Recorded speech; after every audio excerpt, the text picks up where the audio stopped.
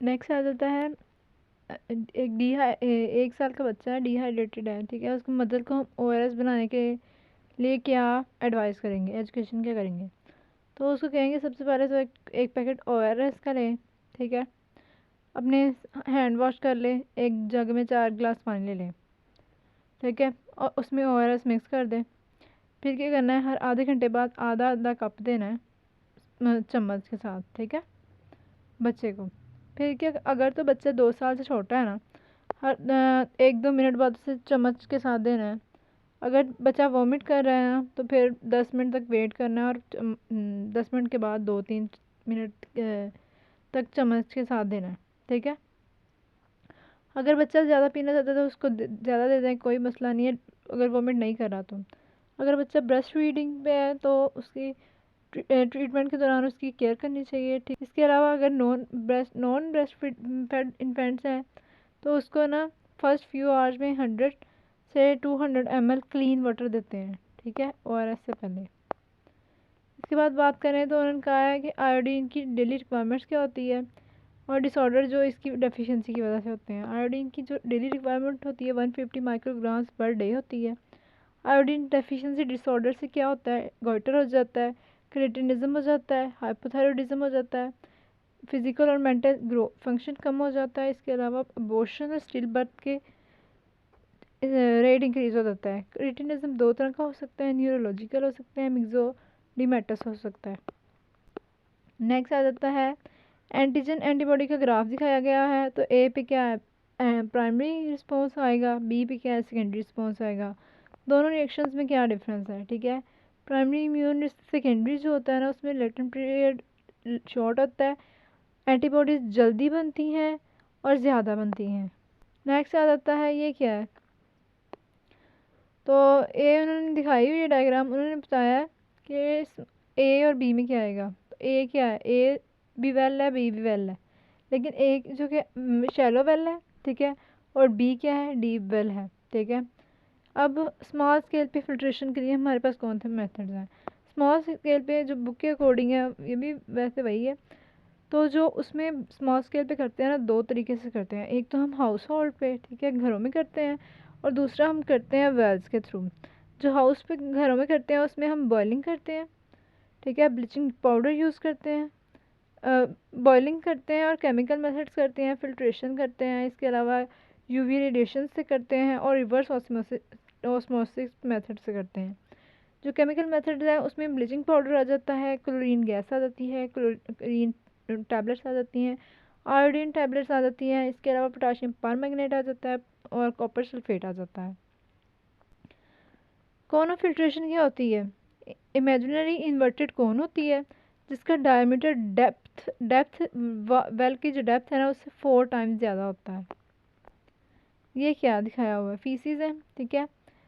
तो नेक्स्ट क्या है, वाटर फिंगर। इन अगर इन वाटर फिंगर्स फ्लाइज सॉइल और फूड का कांटेक्ट फीसिस से होता है तो फिर क्या होगा, कंटेमिनेटेड हो जाती है। तो सेंटर में क्या है, ये बैरियर है, ठीक है, सैनिटेशन बैरियर कहते हैं इसको। अगर हम इन सैनिटेशन रखेंगे तो हम बच सकते हैं। Name the diagram sanitation barrier. 3 diseases जो फीको ओरल रूट से आती हैं वो कौन सी है? टाइफॉइड, कोलरा, डिसेंट्री और पोलियो। मेथड्स प्रिवेंट कैसे कर सकते हैं, ठीक है, हैंड वॉश से, proper disposal of human excreta, ठीक है। इसके अलावा सैनिटरी लेट्रीन्स प्रोवाइड करके, होलसम वाटर प्रोवाइड करके, और फूड को प्रोटेक्ट कर सकते हैं फ्रॉम फ्लाइज। नेक्स्ट आ जाता है BMI निकालना है हमने। पहले BMR निकाला था। BMI का फॉर्मूला क्या होता है, BMR को मल्टीप्लाई करना होता है सरफेस एरिया और 24 आवर से। 24 आवर इसलिए क्योंकि हम एक दिन का लेते हैं, ठीक है। हम जो BMI लेते हैं ना, वो उसके जो यूनिट होता है वो किलो कैलोरीज पर डे होता है, तो इसलिए पर डे निकालना तो हमने 24 के साथ मल्टीप्लाई करना है। BMR जो दिया हुआ है, सरफेस एरिया भी दिया हुआ है, 24 के साथ मल्टीप्लाई कर देंगे तो हमारा आंसर आ जाएगा। अब एनर्जी रिक्वायरमेंट को कौन कौन से फैक्टर्स अफेक्ट करते हैं? तो इसमें सबसे पहले तो आ जाते हैं 3 एस हैं, sex, state of nutrition, surface area. इसके अलावा 2 P हैं, फिजियोलॉजिकल स्टेट और पैथोलॉजिकल स्टेट। और बाकी सी वर्किंग कंडीशन कैसी है, बॉडी कंपोजिशन कैसी है, ओबीज होगा तो ज़्यादा खाएगा, ठीक है। इसके अलावा टेम्परेचर कैसा है, ये सब अफेक्ट करती हैं एनर्जी रिक्वायरमेंट को। नेक्स्ट आ जाता है अटैक रेट निकालना है, इंसिडेंट रेट निकालना है। अटैक रेट में नंबर ऑफ़ न्यू केसेस। अच्छा, attack rate, secondary attack rate, इसका और इंसिडेंस का फॉर्मूला सेम होता है, बस इंसिडेंस को 1000 से मल्टीप्लाई करना होता है और इसको 100 से मल्टीप्लाई करना होता है अटैक रेट्स का, ठीक है। तो अटैक रेट जो हैं, तो नंबर ऑफ़ केसेस जो आए हैं 100 है और टोटल कितने थे 5000, इसको 100 से मल्टीप्लाई करेंगे। अब इंसिडेंस में भी सब कुछ यही आ जाना है, लेकिन इसको हमने 1000 से मल्टीप्लाई करना है। अब इस एपिडेमिक, कौन सा एपिडेमिक आया, फ्लड है, ठीक है, फ्लड है। फ्लड की एपिडेमिक के कौन कौन से फैक्टर्स हो सकते हैं। सबसे पहले तो प्रोटेक्टिव मेजर्स नहीं है, ठीक है, अप्लाई नहीं किए, मैन पावर नहीं है, प्रॉपर हाइजीन नहीं है, सेफ ड्रिंकिंग वाटर नहीं है, हाइजीन फूड नहीं है। इसके बाद बात करें तो case fertility rate. Case fertility rate का भी हम 100 से मल्टीप्लाई करते हैं, जैसे कि अटैक रेट से को मल्टीप्लाई करते हैं। तो इसमें हम case fertility rate, case fertility, जितने लोग डेथ हुई है वो ऊपर और जितने टोटल केसेस हैं, फर्टिलिटी ऊपर आएगी और केस जितने टोटल हैं वो नीचे आएंगे और 100 के साथ मल्टीप्लाई कर देंगे।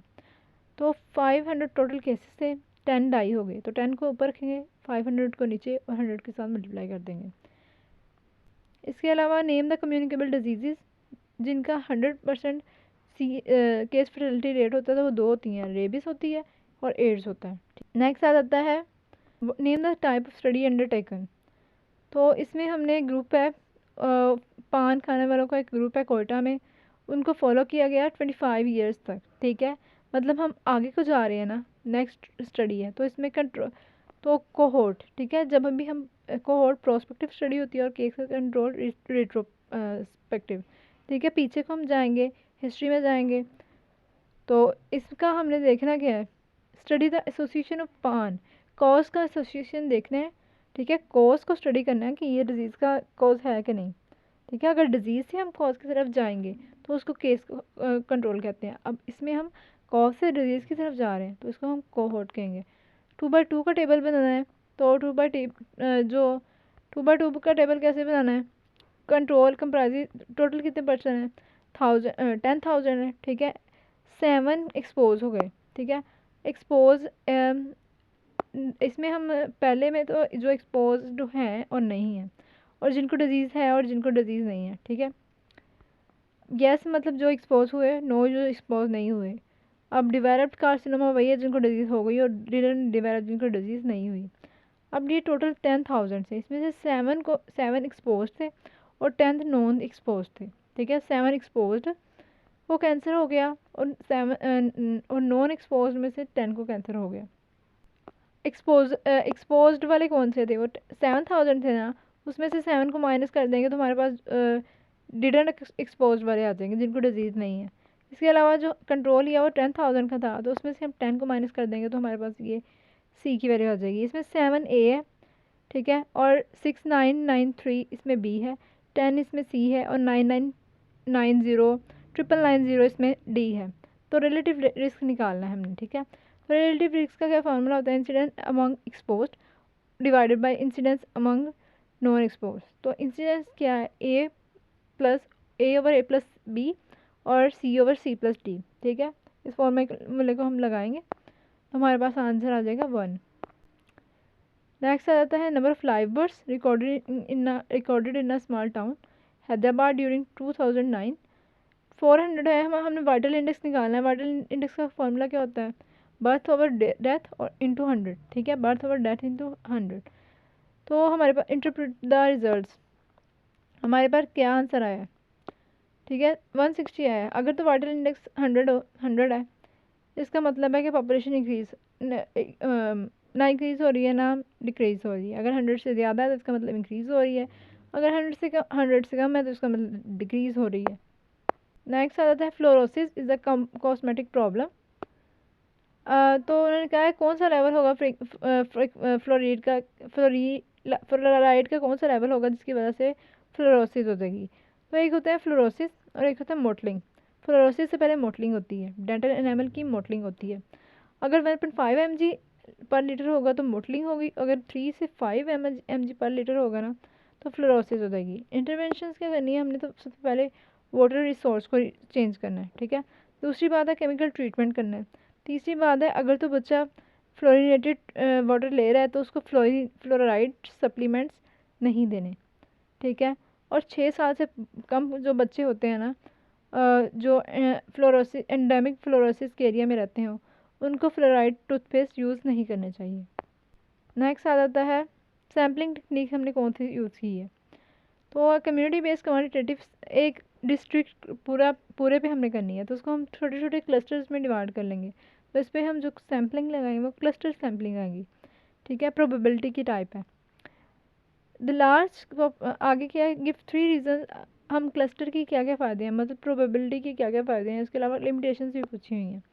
सबसे पहले तो इसमें इसको जनरलाइज कर सकते हैं हम होल पॉपुलेशन पे, सिलेक्शन बायस के चांसेस कम होते हैं। इसके अलावा हम सैम्पलिंग एरर एस्टिमेट कर सकते हैं। लिमिटेशन क्या है, इसको टाई से कर सकते हैं, TIE। टाइम कंज्यूमिंग होता है, इनकन्वीनियंट होता है और एक्सपेंसिव होता है। नेक्स्ट आ जाता है गुजरांवाला में हाई प्रेवलेंस है, ठीक है, ऑफ माइक्रोसिटिक हाइपोक्रेमिक एनीमिया हुआ है, ठीक है, फार्मर्स में। तो एनीमिया फार्मर्स में हुआ है, तो फार्मर्स में क्या होता है, हुकवर्म होता है, ठीक है, hookworm infestation. What can be the most likely cause of the problem, तो हुकवर्म है, ठीक है। हुकवर्म की वजह से फार्मर्स में हो जाता है और उसकी वजह से एनीमिया हो जाता है। प्रिवेंटिव स्टेप्स क्या हैं, लॉन्ग बूट्स यूज़ करें, गुड हाइजीन यूज़ रखें, हाथ नेल वगैरह साफ़ करें, sewage disposal of the excreta, और फार्मिंग विद अनट्रीटेड सीवेज, ठीक है। अनट्रीटेड सीवेज से फार्मिंग नहीं करनी चाहिए।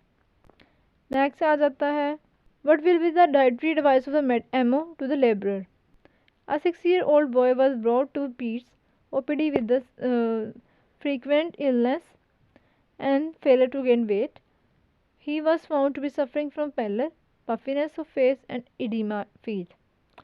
His father is a laborer. He was diagnosed as a case of kwashiorkor. बच्चे को kwashiorkor है तो क्या एडवाइस करेगा, एमओ क्या उसे कहेगा कि सीरियल्स के साथ साथ ना दालें भी खाएं, ठीक है, गंदम के साथ साथ दालें भी खाएं।